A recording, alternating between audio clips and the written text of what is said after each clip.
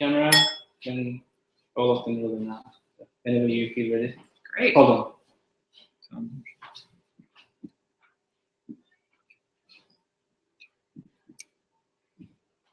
So we're live. We're getting ready to start. Wonderful. Yes. All right. Assalamu alaikum. Welcome, everyone. I'm really excited. I know we're all really excited to be here and looking forward to this conversation on what's the intersection of women's issues, Islam, and sexuality. I'm absolutely thrilled that this came together. It literally happened as a conversation that happened in my living room. And I've been overwhelmed by the amount of support and responses since I first announced the conversation. I've heard from women from all over the world, including Nigeria, the UK, Indonesia, Libya, and all across the United States.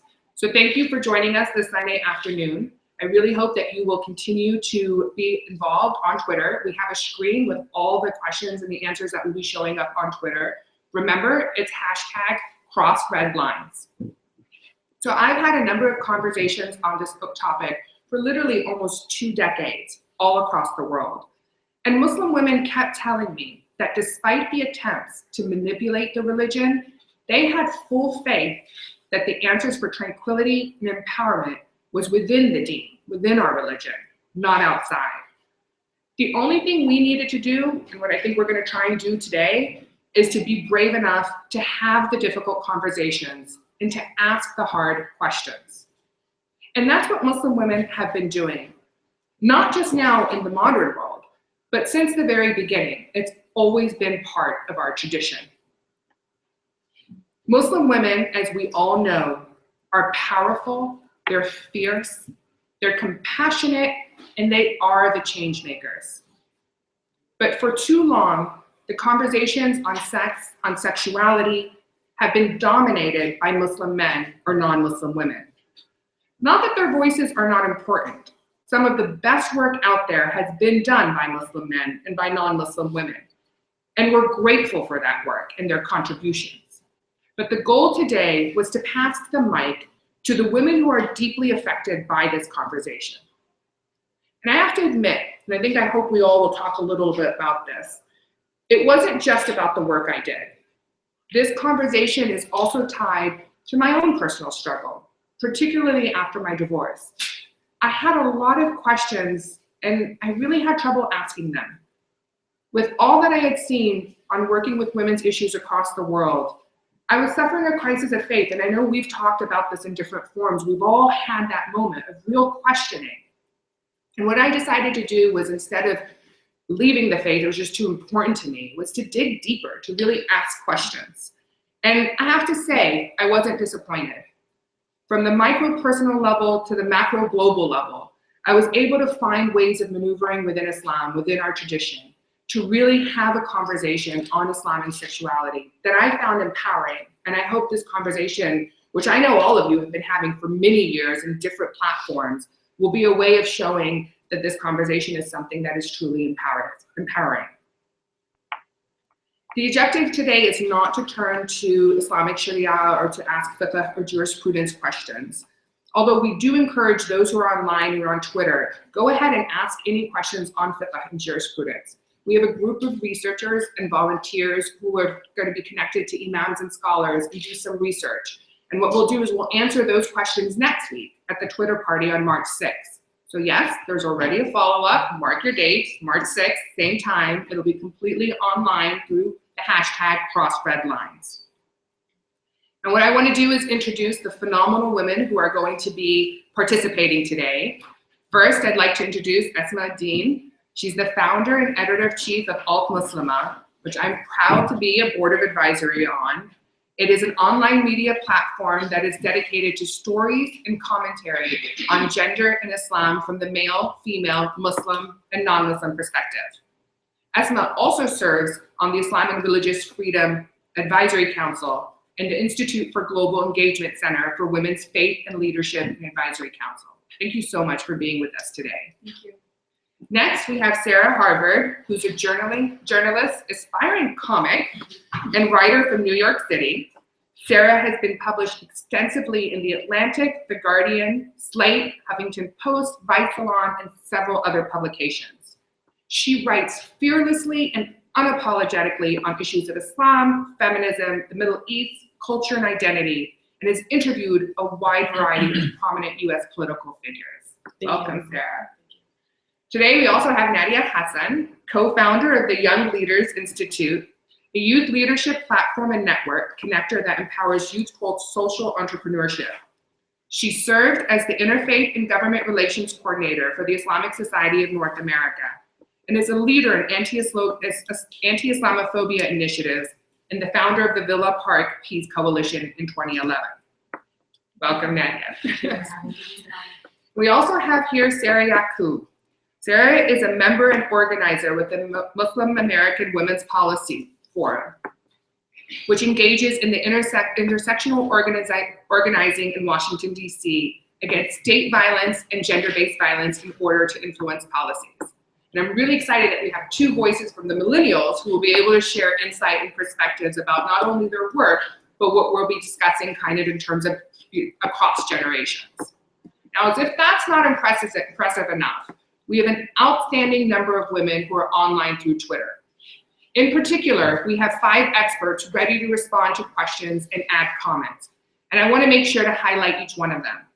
So first, we're thrilled to have Tanaz Haddadi. She was supposed to be here today, but like many women, as a mother of 2 young boys, she had a last-minute issue where she had to stay at home. But Tanaz is the president and the board of trustees for the Next Wave Muslim Initiative, an organization that seeks to bring together a strong, diverse community of American Muslims seeking spiritual, intellectual, and social growth towards Allah. We also have Aziza Kahira joining us from Atlanta. She is the Chief Operating Officer at Aziza Magazine, which is a true pioneer magazine that was initially launched in 2000. So they're celebrating their 16th year anniversary. So congratulations to Aziza. She's also a community coach and consultant for the Community Foundation in Greater Atlanta. Having lived in the Middle East and traveled extensively across Australia, Africa, and Europe, and she represents Aziza at conferences and events across the university and all around the world. She's a graduate of Rutgers University, and she's also on the advisory board for the Atlanta Muslim Young Professionals and My World Global Citizens for Teens. Thank you, Aziza, for being online and ready to answer questions. We also have the fabulous Summer Kokub. I'm sure many of you know her and have read her great work. She's online. Summer is the co-lead for the University of Chicago's ART team, which is an innovative, complex research initiative. Prior to joining the university, Summer served as the executive director of the Ohio Alliance to End Sexual Violence, Ohio's statewide anti-sexual violence coalition.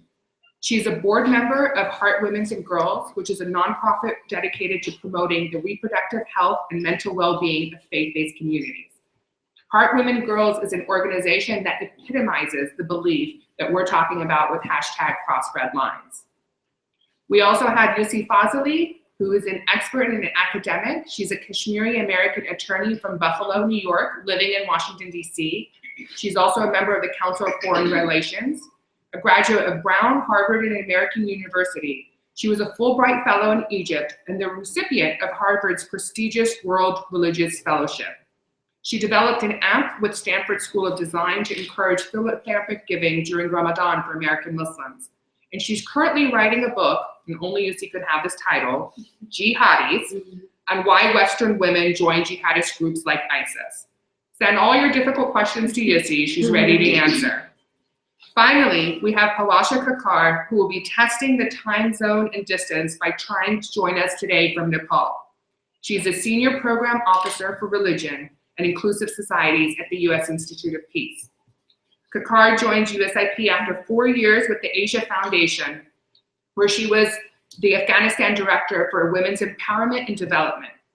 Prior to joining the foundation, Pawasha led the gender mainstreaming in civil society in UNDP's program in Afghanistan. And she also served as a program manager for the gender studies at the Institute at Kabul University.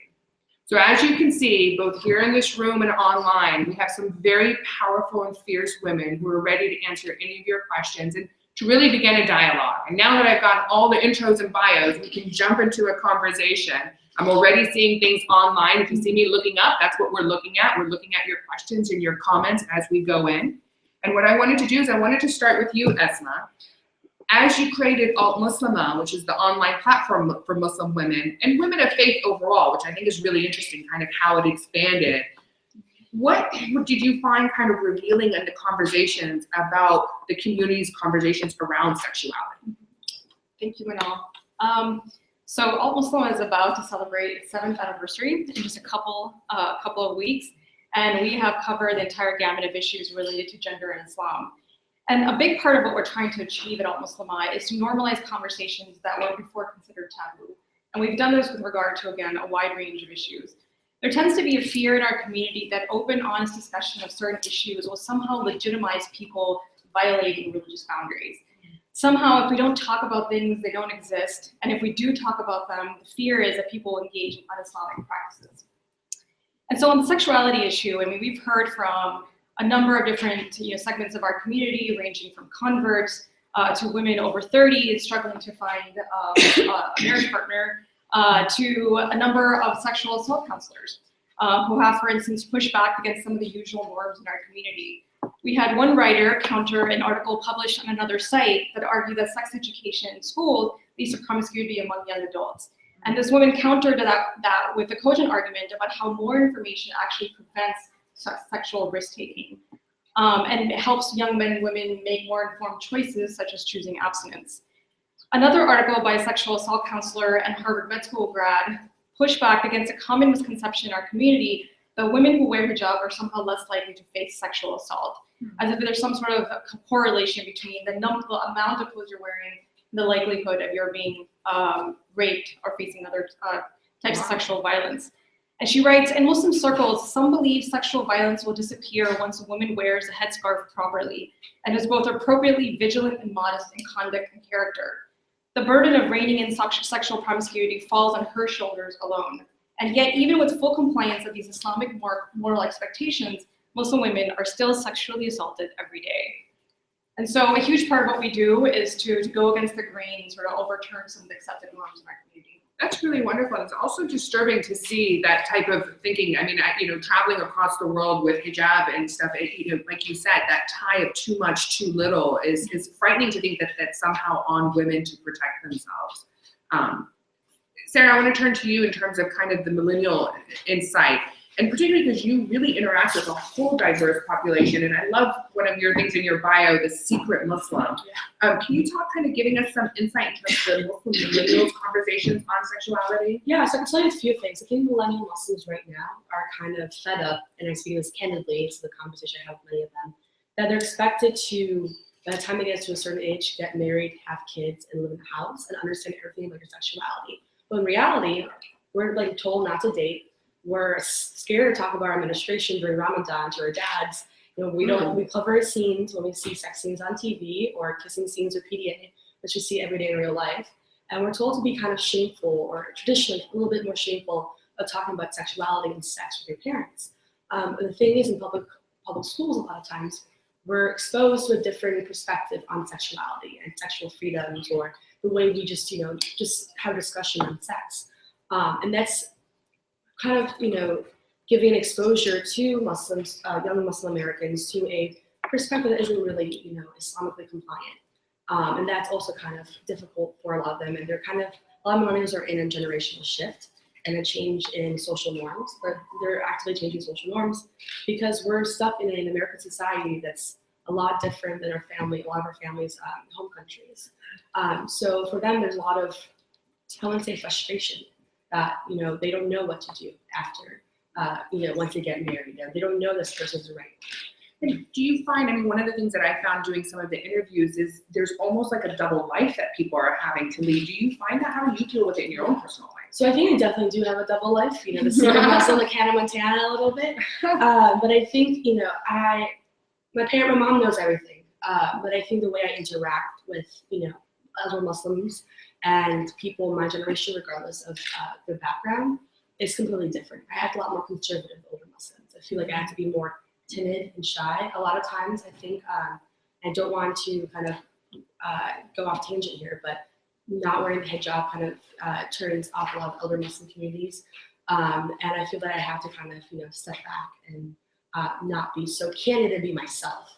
But with the younger population, the younger Muslim Americans or non-Muslim Americans, I feel like I truly be myself and joke about sex, joke about sexuality, show them a different perspective of what a Muslim American woman is like. We could joke about sex. We could, enjoy discussing about it. And I think that's a interesting double life, essentially, of what I talk about. No, thank you. I mean, I think that's really interesting to see. And I want to take one of the comments from Twitter, which is something that I've heard a lot, which is, she, in the comment, she's saying she's been struggling for 20 years to get married in the community, but now exclusively dates non-Muslim men. And something that I've really been pushing a lot of the imams and scholars that I interact with is that if our men aren't ready to step up, then, I don't think it's fair for Muslim women to, not be able to get married or to have relationships. Is that something that you're facing in the community? And I'd love to hear your thoughts, and particularly like on the online platforms and the conversation, how people are handling this big question of, do we start dating outside Muslim, and particularly women? We have a real large number of single, powerful women who are dedicated to their faith, but not finding spouses. Nadia? I mean, I think this is an issue that we really need to take a look at what's causing this problem. We have to dial in and hone in on where, why are the women or why are our girls going down this path? And I'm just gonna, my mom doesn't know that I'm on this today, so I don't, and I'm a mother. And you're a mom yourself. And some of the questions that my daughter who's 11 years old, asks me. And I'm so thrilled that she comes and she asks me, and I can have conversations with my daughter that I wouldn't dream of having with my mom, who was an immigrant from Lebanon. Like what? So, give me an example of a conversation. Well, let me just, I don't want to say too much, but Yes. when I was younger, I didn't find out about my my menses from my mother. I found out about it from my cousin, who was 2 years younger than me. Till this day, that when I reflect back on, the only word that I can think of how I felt was betrayed. I felt betrayed because the person who raised me, the person who, in my eyes, was the person who I could go to for anything, my most trusted confidant, wasn't the person to come and talk to me about these very private matters, And so what's happening today is we live in a sexualized society where everything is out there, and our children and these girls, as they become of age, as they come into puberty, there are a lot of questions, and their bodies are changing, and they don't feel the trust, they don't feel the comfort where they can go to the person who's supposed to be the one who could give them the best advice. I don't want my daughter going to a stranger and asking that person about sex or about menses. I want her to come to me. And so when I have this, this is always in the back of my mind when I'm raising my daughter. I want to make sure I develop the relationship with my daughter that I didn't have with my mother. That's wonderful. There's so much more to say. That's wonderful. I'm really inspired to hear you say that, and to really take ownership in your own daughter's life, and to be honest in terms of your own relationship. We have a lot of people online who are responding. I do want to thank Hazami Vermada. She's saying that she's happy to see that we're challenging growth within and outside the Muslim community, particularly because she's someone who is one of the change makers out there working with the UN on youth and other empowerment issues. So thank you, Hazami, for channeling in. Sarah, I want to turn to you, and particularly because you tend to work also in a very diverse community, dealing with millennials, but looking at the political debates, looking at what's happening in the world. One of the questions I get a lot is, why would the Muslims want to have a conversation on sexuality? Don't we have bigger issues to worry about? Well, it's very important to continue to uplift the voices of women who are often misrepresented, or just Muslim women in this big spectrum who are often misrepresented in conversations, especially about our bodies and the ownership that we have with our bodies. And so these conversations we have to unpack them, especially with the complex ways in which patriarchy works to justify kind of the violence against women, and it doesn't have to be physical violence. Sometimes it's psychological violence, and their ability to be their own agents, and also recognize that the system, the patriarchal system, thrives with us being pitted against each other. My mom is very, always that's, it's always constantly Shame, oh yeah, it's not really haram, And so we actually really have to recognize that both the Quran and early Muslims or Muslim scholars dealt with the conversation of sex and sexuality in an open and positive way. And so, unfortunately, this openness we've lost in this community, and we have to figure out we have to figure out why we lost that conversation and how sex and sexuality became a taboo in our community, and how we can get back to how the Sunnah or the Prophet ﷺ dealt with the conversation about sex and sexuality, or women wanting to get married, and just these personal conversations, and not always kind of try to kind of cover them under the rug, like Esma mentioned before. I was speaking with Aziza, who's online on Twitter, and she works with Aziza Magazine, and she was saying the same thing. She said, "You would be astounding." And she was telling me stories about how women would come up to the Prophet with very personal questions, like in depth. I mean, talk about menstrual cycles, sometimes even bringing cloth to the Prophet, and there was no ayat, there was no shame. The Prophet would actually encourage it. He would have an hour dedicated just to women so that they could come and ask these questions. And we all know the stories of Salama and Khadijah, like the power. And yet, something that you said, Esma, really struck me. Like, we're afraid by having the conversation, we're leading to un-Islamic behavior. And I think that fear is actually becoming a self-fulfilling prophecy in some ways. Yeah, absolutely. I mean, speaking not just from my work at Al-Muslima, but also as an attorney who specializes in religious freedom and works with a whole host of different faith communities, it's interesting that we have this fear, and yet there's other models present to us from other faith communities. For those who, conservative religious believers that we might not agree with on other political issues, but when it comes to this issue of sexuality, gender, and social values, we're usually very much in line with them. And they've created models. In their case, they're responding to problematic aspects of the culture, such as the hookup culture. And so, how do they engage in this practice of having constructive conversations on sexuality without actually engaging in some of those practices that might violate their religious tenets? And so, I would actually encourage you to go beyond even our own traditions, which absolutely serve as a foundation, as a starting point, and begin to figure out how other faith believers. That's a great point. I just want to go back to the point where a lot of people are scared to talk about sexuality, so they go into un-Islamic behavior, because I feel that's not only ignorant, but kind of naive. Your children, you're not talking about sexuality, but at school, all they ever talk about is sex. Yeah. And if you don't allow me to be frank and a little candid, I have a funny, quick story to tell you about the consequences of not talking to children candidly about sex, about foreplay, about oral sex in general. I was in high school, and I never knew what sex really was, didn't know what a blowjob was, and I had a student in class, and I'm sorry, we had to talk about this, but a student in class asked me, "Can they give me a blowjob?" And I thought a blowjob was like a blow-off job, like mowing the lawn, doing your paper, writing up paper. So my response was, "Yeah, how much?"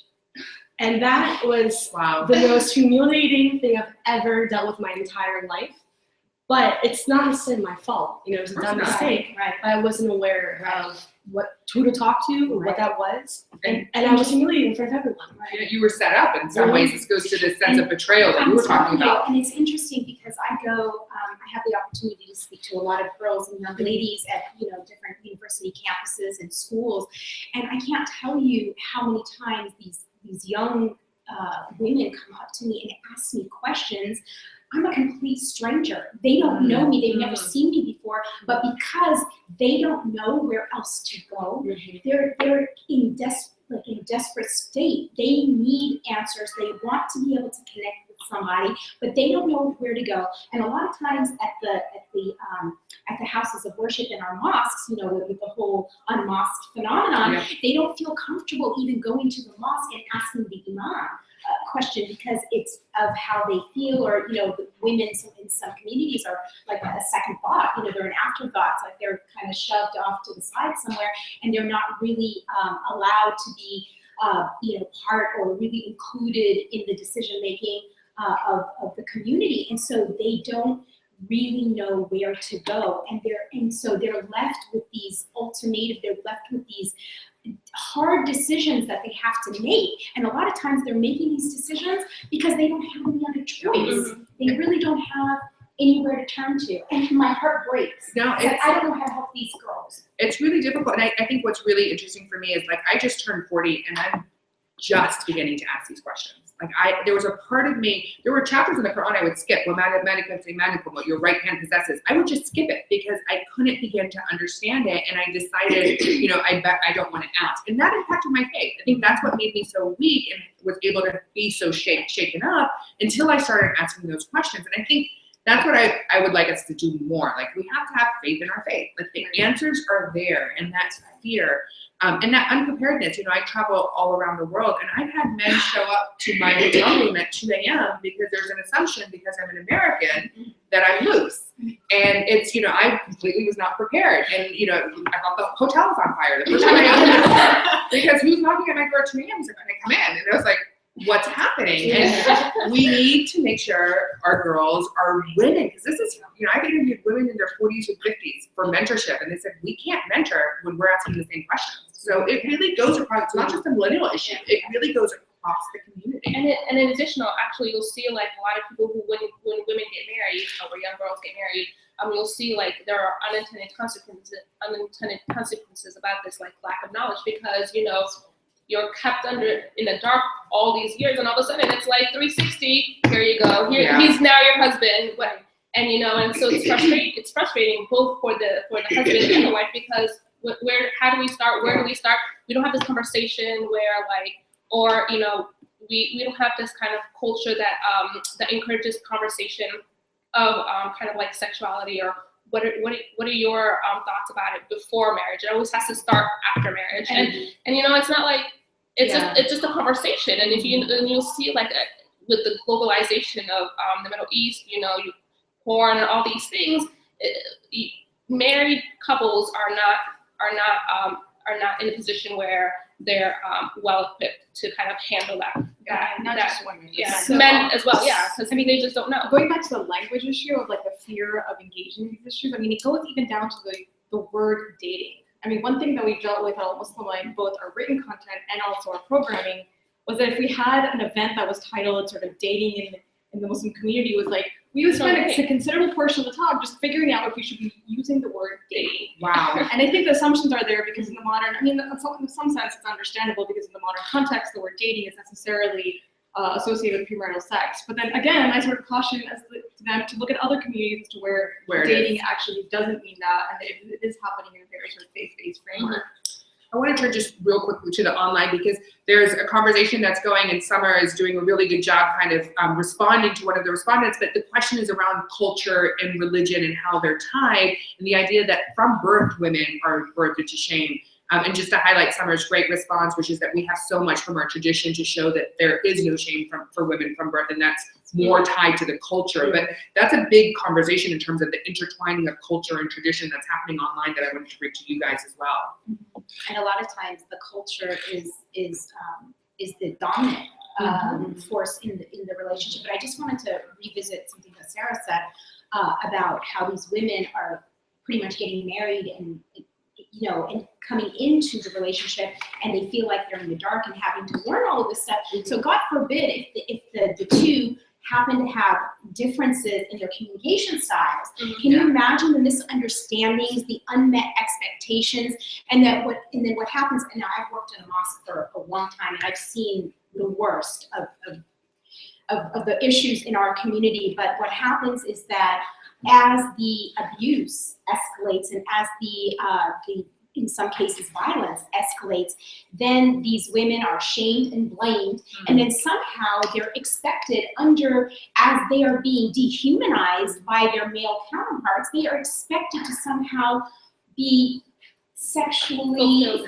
right, and then they're stigmatized if they're not, and then they get written off as having a sex problem or a sexual problem, and then that gives license to the guy to go off and do other things. So it's a vicious cycle. And how do we break that cycle? That's one of the questions. How do we begin to break that cycle? Is it conversations like this?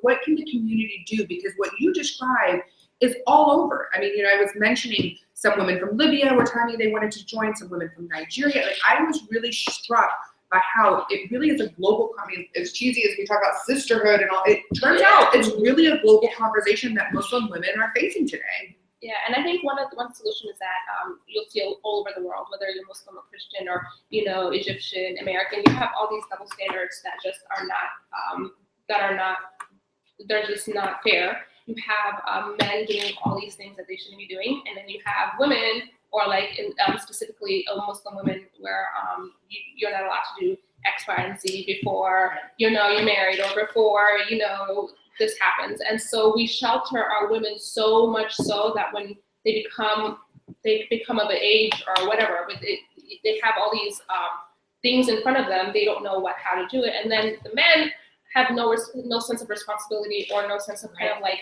idea of how to handle responsibility, or how to handle kind of being with a woman, or being with someone who's human, because we're so used to always having the guy, guys will be guys. Yeah. God forbid a woman wants to be a human being. It's that kind of thinking, though, completely that is very destructive. And it's not even Islamic. Right, it's not. Get to the point, And first of all, we have to recognize that this problem is not going to be solved overnight. Yeah. It's going to take years of educating. And really, I always say, we have to come back to the Quran. We have to understand the narratives in the Quran.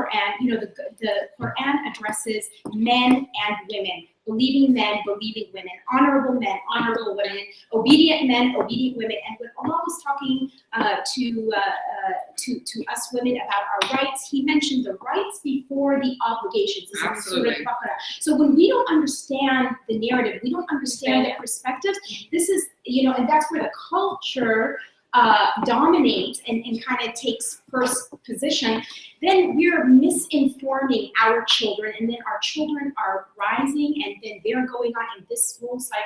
Absolutely. And I want to get to you, Sarah, but just a real quick turn to some of the conversation that's going on. And Ingrid Madison, who's the former president, the first female president of the Islamic Society of North America, which is one of the largest organizations, I think, globally. I'm really happy to see her online. She's saying the same thing. She's saying since the 7th century, you've had Islamic tradition. It's something that we've lost. So, it's really interesting to see that. And I also want to highlight something that Aziza, who's online as well, said, that, a lot of the concept of shame is inherited from other traditions, particularly the tradition of the belief of the sin of Eve, which is, we know Islamically, we don't have the Adam-Eve dichotomy, but we've inherited it. We've definitely inherited it.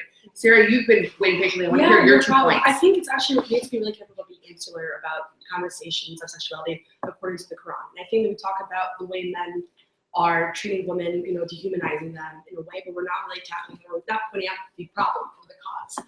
And I think one of the issues is pornography. And that's like a one elephant in the room that no one ever talks about. Absolutely. And we have Muslim men from all over who aren't exposed to sexuality, who they see on pornography, as very dehumanizing in a way that that is kind of like mystified in a way, and they treat their women, or their I don't want to say their women, but like their wives or their girlfriends in a demeaning manner.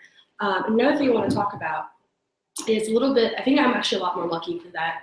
I have feminist parents. I've been hearing a lot of my friends whose parents are pushing to get married, to kind of deviate them from doing sinful things, but I have parents, and I actually asked my mom, give me an arranged marriage. Like, I don't want to deal with all that. I'm going to trust you guys. And they're like, no, like, you're going to focus your career first, and then you're going to get married. And I think that for me, I was kind of, from a very young age, is still to a point where I have to be independent. My degree, my job will not cheat on me, but my husband might. I need to be financially successful. And I think also part of it comes from my grandmother, who was a child bride, was forced to arrange marriage when she was 12 because she was an orphan, and never learned how to read or write. And I think my dad, growing up with that and seeing the way she was treated and seeing how she was dehumanized, kind of had that instilled spirit. And what makes me kind of upset is that Muslim men especially, don't really think about that until it happens to their sister or to their mother or to their daughters. And that's what we need to talk about. And I think, part of it is like the traditions of parents. Stop telling your kids to get married. Yeah. Make them focus in school. It's really, Summers just tweeted and she said, we need to raise our sons not to stand for it. It's not just about our daughters, it's raising our sons. Absolutely right. Emphasize that as well, because that's something that Al-Muslim really focuses on. Now, we've gotten some pushback from other members of the community before, the fact that we also focus on masculinity. And when we focus on the question of proper masculinity, Muslim masculinity, it's really because it's a part and parcel of the broader discussion of women and women's rights and women's growth. And so I completely agree with that it's very much about how we raise our men and what we define as proper Islamic masculinity. Is it always going to be aligned with aggression and dominance and depriving women of their rights, or is it going to be something that's more based on gender equality and sort of complementary relationship between the two? So important. And we- So important because and just what this whole thing about how we raise our sons, and we had the conversation online about ambassadors for fair parenting, and I think we need to encourage that in our community, that we should not be treating our sons differently than we treat our daughters. We should not be giving our sons privileges that we don't give our daughters, because Absolutely. if we look in our society what white privilege has done and the imbalance it's created in our society, well, giving your sons privileges over your daughters is creating that same imbalance. I always compare in terms of patriarchy and male privilege. I mean, I think it's a really important comparison. And so kind of like leading on to patriarchy and kind of, we also really need to kind of uplift the voices of women. And one way to do that is to I know it's one of the things that I kind of struggle with, but we really have to go back to kind of like the interpretations of like who interpreted these sunnahs or the Quran. We need to have kind of like womanly scholars to kind of go revisit the interpretations of what it means to be a woman in Islam, or what is women rights, or kind of like the verse that you said, the right hand, What the right hand possesses. Because like you see a lot of them, a lot of the interpretations, especially in the Muslim countries, are of men. And like as we grapple with like white supremacy or patriarchy, it's just another system that nobody wants to get rid of. Men are not going to want to get rid of power, and so we're not going to sit here and wait for the men to be like, oh, well, there's your power. We have to take it. We have to be able to be our voices, or kind of like give agents to people who have the proper knowledge, have the proper education, to be like, what do you think of this ayah? Or what do you think about this hadith? So Sarah, you said you struggle with it. What's the struggle? Why are you struggling with it? Is it the questioning or making it happen? I'm curious at that word of you struggle with it. It's mostly the questioning, because we're always taught that like the hadith is set. This is set. You have the Bukhari, you have the different interpretations, but now it's kind of like I'm again struggling with revisiting these interpretations and revisiting what it means to marry 4 wives. I mean, okay, that was a long time ago. Now that we again, globalization and the increase of kind of like Western ideals in the Middle East, we have the increase of women-head households are greater than men. What does that mean? What does that mean in male guardianship? What is, now that we have women-headed households, do we really need male guardianship? Do we need? I said, men are the maintainers. And so we have women having their own finances. What does that mean in terms of what do you call it? I'm sorry. Financial stability, or So I'm curious because Summer just said something that's kind of blowing my mind, and I want to get your thoughts on it. She's saying that we need to be conscious of rape culture and patriarchy as young as 3 years old for our sons. What do you think about that in terms of where do we begin this conversation, whether it's our daughters or whether it's our sons? And the reason why I'm struggling is where do we protect childhood? Like where does that conversation begin and end? And I am not a parent, so I have no idea. But I would love to, from the community, from the conversations you've been having, how young do we start, particularly if you're talking about rape culture? I also want to welcome Rabia Chowdhury, who's online, who's been helping answer some of the questions on interpretation and unpacking this conversation. So we're having such a great thing online, and I'm curious, but where do we start? How young? I think really young, because at a very young age, we're exposed to negative interpretations of how Muslims treat sexuality. And I think one example of that is the mass rape in Germany. There was a magazine that had Islamic rape of Europe. Right, and we're exposed to that very young age. Right now, young kids will play with your friend's iPhone or your iPhone, and they'll see things there. So we're exposed to that. And I think we also need to talk more about, not only in the Muslim community and the inter community, but also in a bigger scale. We have 2 big things to fight. We have to fight the Islamophobia that's associated with our sexuality, but also in our inner communities. A lot of times we have this orientalist, well, community kind of portrays this Orientalist perspective that somehow Muslim men are more likely to rape women than white men. And we have a college rape epidemic in this country. Absolutely. Yeah, we're pointing the finger in Germany of these North African or Arab men, say calling them, sexual predators. And we need to tackle that as well. And I think when we tackle that, we kind of are encouraging young people. I think a lot of Muslims don't want to talk about the intercommunity, but they want to talk about the way Islamophobia affects that. Yeah. And when you connect sexuality with Islamophobia, they're more willing to speak out, and they're being encouraging to talk about the more intrinsic details of sexuality. So it's like you're online, Sarah. You're so plugged into what I'm people are talking everywhere. about. I'm super impressed. But one step further, and this is something that Aziza Kahara is saying, is that the domination of women's bodies is rooted in colonial ideologies and power and gender domination. So it's not just Islamophobia. It's not, there's and Sarah, you were alluding to this when you were talking about patriarchy and white privilege. It's tied so deeply into the establishment that untangling it from an Islamic framework is really difficult. But before you answer, there's one more part of that, because I think it's Masaraj who's asking, because it's so tied and hard, what do you do when it seems, in the question, I'll read it as she says, something that seems anti-women but is supported by the Quran. How do we challenge scripture in that case? I think the key word there, though, is seem. Yes. I mean, we've all sort of alluded to it. You said have faith in our faith, and I think that completely defines the inspiration behind Al-Muslimah. And the reason that I founded it was because I was literally having a crisis of faith, but I was so tied to it that it wasn't about letting go of faith, but actually trying to find it from below all these piles of social commentary, right? What is the kernel of our faith? And I often talk about the moment at which I kind of resolve a lot of the chaos as having a total faith moment. For a moment, it was just kind of like put away all the news and endless social commentary and also all the fraud issues within our community.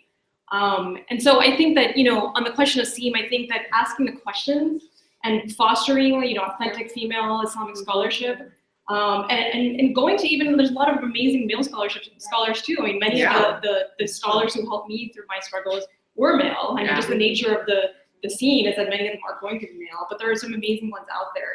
And to really begin to figure out if the scene is actually reality. Absolutely, and that's one of the things that Halasha is saying. In addition to the men out there, we need more women scholars to interpret the Quran and Hadith, and to develop sexuality contextualized in today's issues. So I'm really glad Halasha made it from Nepal and is online answering. Nadia, you wanted to jump in. Oh, I just wanted to say that, I have had these conversations with some of the female scholars, and even some of the male scholars are now coming out and speaking out about some of the Hadith that they're reading in Bukhari and Muslim, and talking about the authenticity and whether, this is but there's just one Hadith that it's something that has really bothered me over the years that I've heard. And, even though I didn't have the evidence of the authenticity of the Hadith, in my heart, I knew that it wasn't, that there's no way that the Prophet, peace be upon him, could have said such a thing. And I've heard this so many times from the pulpit, from random people in the community, and that is that if God were to have a human prostrate to another human, it would be the wife to her husband. Yeah. Wow. And so this is something that has troubled me for years. I couldn't speak out about it for the longest time, but now I have enough information from talking to some of the scholars. I have a study that I study with, and another one, even Dr. Zainab Alwani is a great resource in this area as well, that I've been able to bounce off a lot of questions. And it's just what we know about Tawheed. Imagine, do you think the Prophet would have said something, when we know Atiyah Allah and Atiyah Rasul, the Prophet would never have said anything that would have been upsetting or against the teachings of what Allah said in the Quran. So these are just small examples. They're important, and I've heard that before and had that same reaction of just put it to the side, but it chips away at us. I think that's what we're beginning to realize, is we can't ignore it. It chips away at us. The way you described it really, completely fell in line with my own experience, which was you just had to fall deeper into faith, because it didn't feel natural. It wasn't organic to walk away either. Because I thought about that. Like, do I leave Islam? Am I at that point where it's too much of a contradiction? And I just felt it was in my DNA. It was who I was. It was, not just a simple matter of I was born into it. It was really who I was, and I wanted to find out more. And luckily haven't been disappointed. Well, I should say, it's important because when you talk about that it was important to you, it was part of your DNA. I would say that's exactly the same situation with me. But unfortunately, going through the very process of starting the website, the conversations that I've had, unfortunately, there's so many, both young men and women, not just young, actually older as well, in our community who don't feel maybe as inherently organically tied to it, and who feel more with greater freedom regardless of the obstacles they face to lead the faith. Yeah. And so I think this question isn't just a question for women. Isn't just a question, about like being progressive. It's really about the future of our faith and our community. Absolutely, absolutely. I remember speaking with Amani, who is the founder of MuslimGirls.net, and she was saying she would get a lot of criticism from parents and stuff. And her question to them was like, "Do you want them to read Teen Vogue, or do you want them to read MuslimGirls.net? Because if we're not talking about it, Somebody else. someone else is. Absolutely. Well, I absolutely. actually read for Teen Vogue. There we go. Hey. It's just that I actually wrote an article on sexuality in Teen Vogue. Wow. And a lot of young girls were telling me how they kind of totally relate. I had a horrific story, a funny story of seeing Jake Gyllenhaal's butt cheeks on TV. And our whole family was screaming, and I had to be in the same situation. One hand covering my eyes, the other hand crawling through the floor and turning up the TV. But I think it's great that we're also exposing that to younger Muslim, non-Muslim women.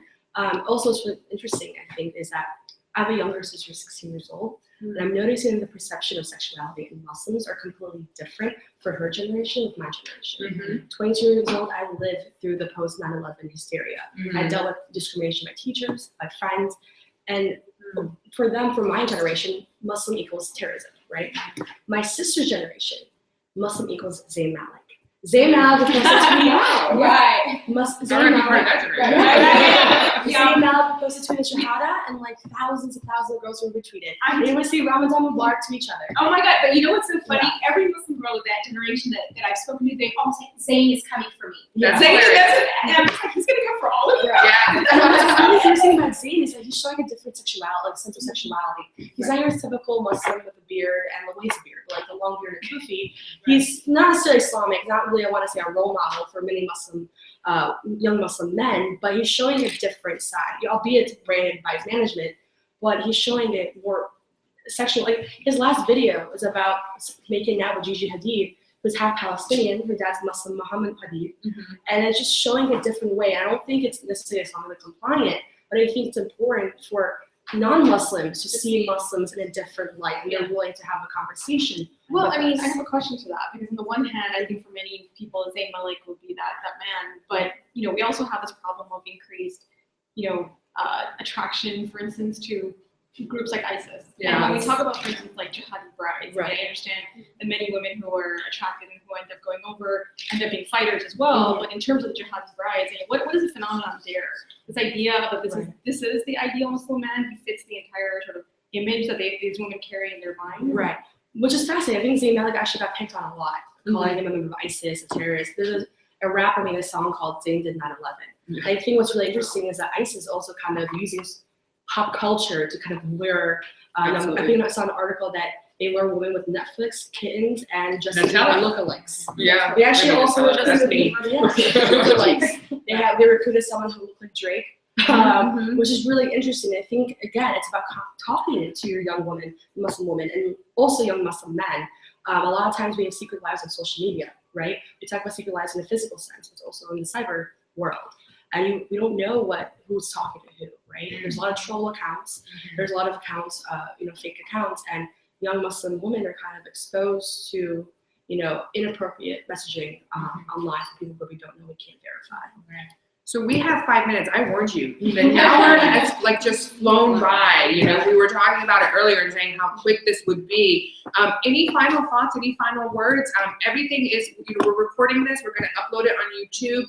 But everything is also the conversations keep going on Cross Red Lines. I see over 100 notifications for Cross Red Lines. So I mean, it's just been going on and on. It's absolutely wonderful to see. I hope the conversation continues. That's the goal, is to really just begin. Again, we'll be back March 6th to have some answers to some of the issues that are online in here. We have some imams and scholars who have agreed to help unpack some of the fiqh questions if they're coming in. So just final thoughts, final words. So I think one conversation we have, topic discussion we haven't really tackled yet is slut shaming. And I come from a perspective of a non-hijabi, and I think that a lot of times, a lot of frustrated young women would think that I have it easy because I get away with things. I'm a young, pretty little thing, or because showing hair just seems more attractive. We also need to talk about that justification isn't a form of privilege. It's not. We deal with sexual harassment, and when we talk about sexual harassment, we're slut shamed. Either way. So I think it's another topic of discussion we really do need to talk about, and I want for a whole community-wide effort in challenging that. Great. Let's make that one of the priorities for next week, because you're right. I see this slut shaming all over, and it's interesting because as a hijabi who talks about this topic and who travels, you would be surprised how much I get it as well. And my frustration is when I wear hijab, it's almost like an invitation for every single person to comment on how I dress. I get so many messages. Why are you wearing nail polish? Your hair, my hair fights back every now and then, and it pops out. I'm sorry, it does. And I'll get messages, not thank you for taking on Trump, but why is your hair showing? And so it actually, it's too little, too much. It's never enough. Malala Yousafzai had a huge flack from a lot of Muslims asking her, why is her hair showing? It's She's trying to show westernized kind of appeal to them. But she's transforming, the lives of thousands and thousands of girls. So why is it that we nitpick on these And it's, little, it's frustration. The Malala issue specifically, I think, is overlooked there is the fact that she's a Pakistani woman, right? And the fact that modest dress, Muslim modest dress, varies considerably across cultures. And so there's this attempt to sort of impose the Arab style, absolutely. Plus, I think speaks to the crowd mentality that we have in our community. That you posed the question about how do we even begin to overcome that. If we don't start understanding that the foundational principles of our faith is to love one another and to love for yourself, love for your brother what you love for yourself. If we don't move away from this, this crowd mentality of wanting to pull everybody down, and how are we going to progress? And we have a lot to learn from other faith communities. A lot. There's so much to say. Absolutely. One quick, and then I give the final word to Sarah. It's really frustrating. I feel that Muslim women are kind of limited to their clothes. Yes. I see it in media, especially that Muslim men like Riza Azar, Wajahat Ali, who are all great in their own right, are not talked about, not picked on for how they look like. Yeah. But Muslim women, if you don't wear the hijab, for example, why aren't you wearing a hijab? And I think that's another thing we talk about. And why are you wearing it right? It's never enough, right? Wear your everything. They don't care about what you say, they care about how you look. Absolutely. Sarah, you can get the last word before I go into the thank yous. So again, kind of just really, I understand that there are great men who, have interpreted the Quran and who can provide kind of assistance, but I do really want to emphasize that we really need to uplift the voices and the stories of Muslim women, and to also include kind of intergeneration conversations, because we can learn a lot from our elders in terms of, past stories and just kind of their expertise and experience. Absolutely. I want to just take a moment to thank everyone. I was really moved putting this together.